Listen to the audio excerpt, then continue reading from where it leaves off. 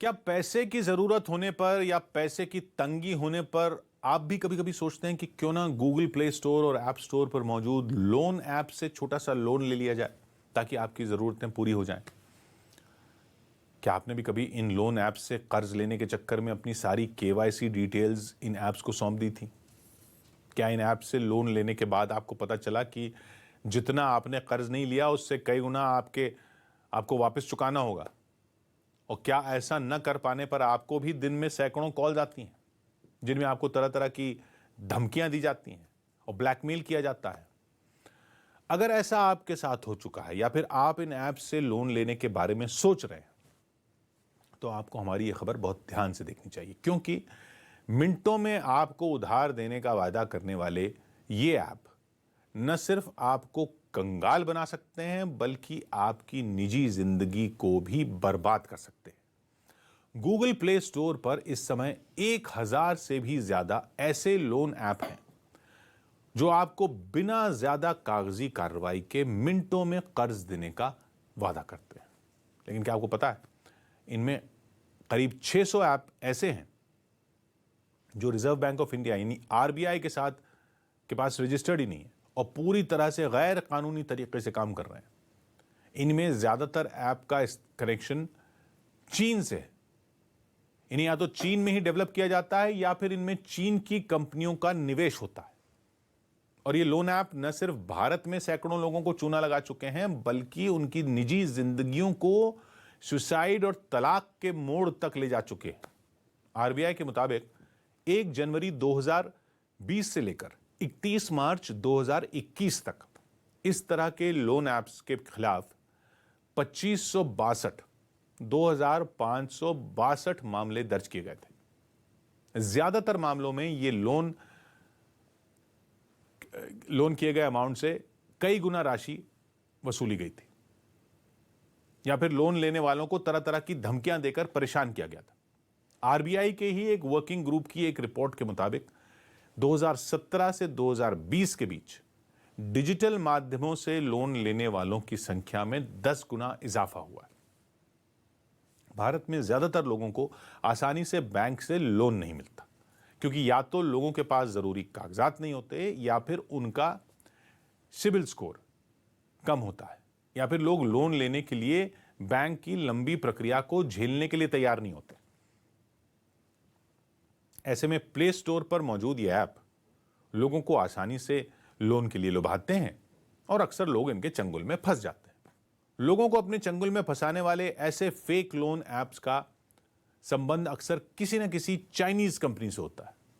ये ऐप लोगों को छोटी सी राशि कर्ज के रूप में देते हैं, फिर उनसे कई गुना रकम वापस मांगते हैं। इस दौरान ऐप स्टोर से ये गायब हो जाते हैं। इसके बाद ये लोन ऐप किसी नए नाम के साथ फिर से उपलब्ध हो जाते हैं और लोगों को ठगने का सिलसिला एक बार फिर से शुरू हो जाता है। जब आप अपने मोबाइल फोन में कोई ऐसा लोन ऐप डाउनलोड करते हैं तो वो ऐप आपसे कई तरह की परमिशन मांगता है, जैसे आपके कॉन्टैक्ट्स तक, आपकी फोटो गैलरी, दूसरे फोल्डर तक पहुंच। जब इन ऐप से लिया गया कर्ज लोग नहीं चुका पाते या कई गुना ज्यादा राशि चुकाने से मना कर देते हैं तो इन परमिशन का फायदा उठाकर ये कॉन्टैक्ट लिस्ट को खंगालना शुरू कर देते हैं। फिर आपके दोस्तों, करीबियों को, रिश्तेदारों को फोन करके परेशान किया जाता है। कई बार ये ऐप आपकी फोटो गैलरी तक पहुंच जाते हैं जहां से ये आपकी निजी तस्वीरें निकालकर उन्हें मॉर्फ करके आपको बदनाम करने की धमकी देते हैं। इन सब के बाद होता यह है कि या तो आपको कई गुना राशि वापस करनी पड़ती है और इसके लिए फिर से उधार लेना पड़ता है। अगर ऐसा नहीं हो पाता तो आपको ब्लैकमेल किया जाने लगता है और कई बार स्थिति इतनी खराब हो जाती है कि लोग परेशान होकर आत्महत्या तक कर लेते हैं। इसी तरह कई मामलों में देखा गया कि जब लोगों की निजी तस्वीरों के आधार पर उन्हें ब्लैकमेल किया गया तो कई शादियां तक टूट गई। इस तरह के फेक लोन ऐप ही सिर्फ लोगों को नहीं ठगते बल्कि कई तरह के गेमिंग ऐप भी ठगी के इस कारोबार में शामिल हैं। हाल ही में गुजरात के बनासकांठा से एक ऐसा ही मामला सामने आया जहां धनी दाता नाम के एक गेमिंग ऐप ने लोगों से वादा किया कि अगर उनके ऐप पर कुछ पैसा लगाकर गेम्स खेलेंगे तो आपको दुगना मिलेगा, दुगना हो जाएगा आपका पैसा। ऐप पर जब लोग अपना पैसा देखते थे तो वो वाकई बढ़ा हुआ दिखता था। इस लालच में लोग और पैसा इसमें लगा देते थे। लेकिन एक दिन अचानक आधी रात को यह ऐप ही बंद हो गया। सैकड़ों लोगों का पैसा डूब गया।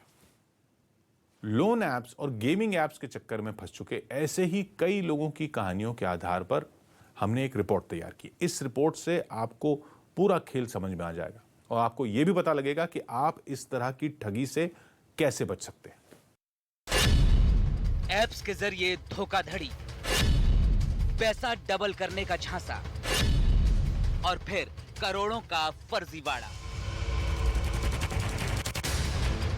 जो लोग प्ले स्टोर पर मौजूद तमाम तरह के ऐप्स के जरिए रातों रात लाखों करोड़ों रुपए कमाने का सपना देखते हैं, जो लोग अपने पैसे पल भर में डबल करने के लिए इन ऐप्स में पैसा लगाते हैं, उनके साथ धोखाधड़ी हो रही है। गुजरात के बनासकांठा में कई लोगों ने दानी दाता ऐप में मोटी रकम लगा दी। वर्चुअल फुटबॉल गेम खेलकर पैसा कमाने के लालच में लगाए गए इनके पैसे अब फंस गए हैं, या ये कहिए कि डूब गए हैं,